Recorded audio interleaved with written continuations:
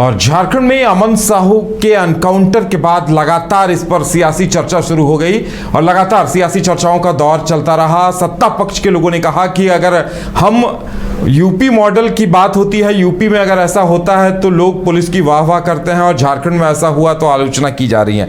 लेकिन बड़ी बात यह है कि नेता प्रतिपक्ष बाबूलाल मरांडी ने भी इसका समर्थन किया है। बाकी और क्या कुछ रहा ये जानने के लिए हम सीधे जुड़ेंगे सौरभ से। देखिए सौरभ, जिस तरह से ये एनकाउंटर हुआ, कहा यह गया ये यूपी मॉडल की तर्ज पर किया गया है, लेकिन यूपी मॉडल को लेकर सदन में भी जब चर्चा हो रही थी तो सत्ता पक्ष की तरफ से कहा गया कि ये कानून के तहत किया गया है क्योंकि वो भाग रहा था उस वक्त। बाकी और दिन भर इस पर क्या कुछ हुआ सौरभ?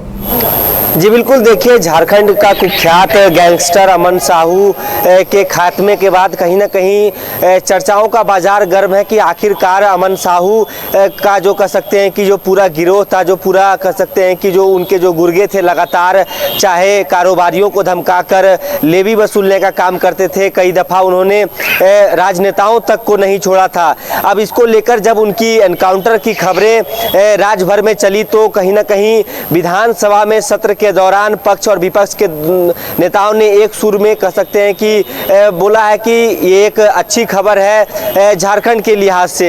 तो अमन साहू की यदि बात की जाए तो आज पूरी दिन भर अमन साहू की चर्चा रही।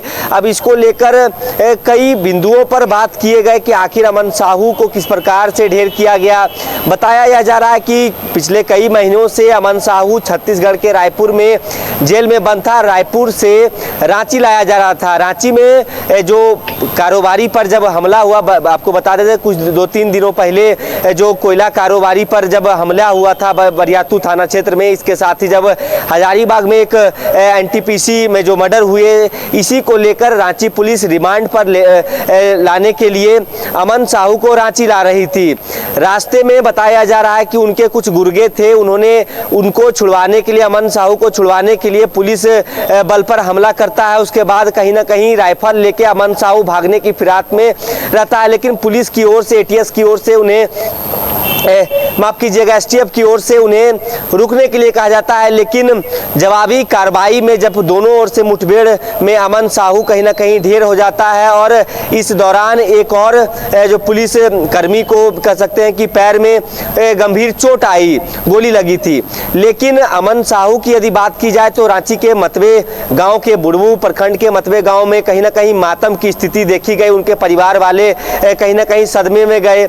इस बीच उनका एक और भाई आकाश साहू जो कि होटवार जेल में बंद है, उन्होंने कोर्ट में अर्जी लगाई कि उन्हें जमानत दी जाए। क्रियाक्रम में शामिल होने के लिए उन्होंने कोर्ट में अर्जी लगाई है कि 13 दिनों की जमानत दी जाए। अब इसको लेकर लगातार चर्चाएं हो रही है कि आखिरकार किस प्रकार से क्या ये यूपी मॉडल झारखंड में आ गया, जैसा कि आपने बताया है कि जिस प्रकार से बताया जा रहा है कि पहले जो यूपी में देखा गया कि गाड़ी पलटती है, इस फिल्मी स्टाइल में अमन साहू का एनकाउंटर किया गया है।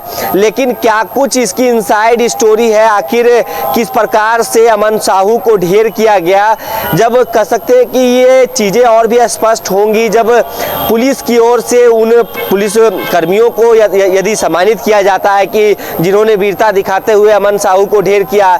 इसके साथ ही उनके कह सकते हैं कि जो पुराने कारनामे हैं, या तो फिर कई ऐसे भी चर्चा है कि इसमें इनकी एनकाउंटर के पीछे कहीं ना कहीं वो जब रिमांड पे आते तो कई राज खोलते। लेकिन ये सब जांच का विषय है, जांच के बाद पता चल पाएगा कि आखिर इसके पीछे क्या वजह थी।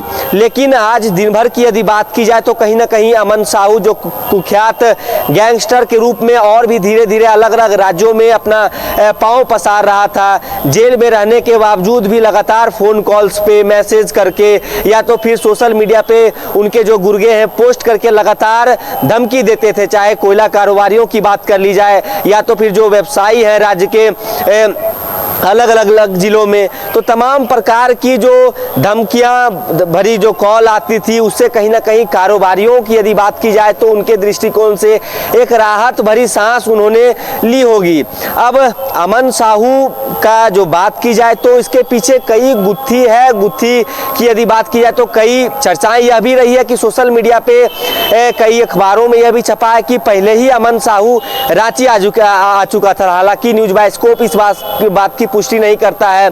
कई लोग बता रहे हैं कि जब रायपुर के राष्ट्रीय रास्ता गुमला होके आता है तो फिर पलामू में ये एनकाउंटर कैसे होता है। तो इन तमाम बातों पर कहीं ना कहीं फिलहाल संशय बरकरार है कि आखिर इस एनकाउंटर के पीछे का राज क्या है। आखिर जब रिमांड पे पुलिस ला रही थी कि वाकई में जो उनके गुर्गे घात लगाए उस घाटी में बैठे थे कि अपने कह सकते हैं कि जो सरदार अमन साहू को छुड़वाने के लिए उनके जो गुर्गे थे बैठे हुए थे।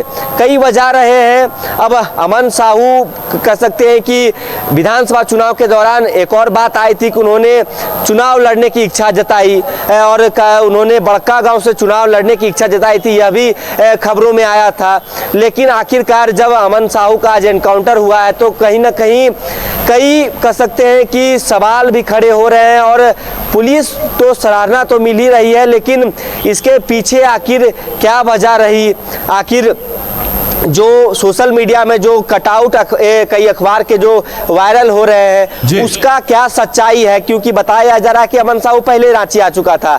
हालांकि अब वाकई में ये सच है झूठ है यह जांच का विषय है, लेकिन अमन साहू के कह सकते हैं कि खात्मे के बाद कहीं ना कहीं राज्य भर में खुशी देखी जा सकती है। चाहे कारोबारियों की बात कर ली जाए या तो फिर उन्होंने जिस प्रकार से कई हत्याएं की और कई मर्डर में उनकी संलिप्तता रही है, जेल में बैठकर लगातार धमकियां दिया करता था, तो कारोबारियों में कहीं ना कहीं कह सकते हैं कि जो डर का माहौल था वह धीरे धीरे खत्म होता दिख रहा है। लेकिन कई अब यहाँ तक चर्चा थी कि जो देश भर में जो प्रख्यात गैंगस्टर लॉरेंस बिश्नोई से भी उन्होंने संपर्क साध लिया था। तो क्या है इसके पीछे की पूरी सच्चाई, यह तो धीरे धीरे पता चल पाएगा। लेकिन पक्ष विपक्ष के नेताओं की यदि बात की जाए तो सबों ने एक सुर में इस एनकाउंटर की सराहना की है। इस पे कई अध्यायों का खुलना बाकी है। देखने वाली बात यह होगी कि आगे क्या कुछ निकल कर सामने आता है। सौरभ, हमारे साथ जुड़ने के लिए और तमाम जानकारी देने के लिए आपका बहुत बहुत धन्यवाद।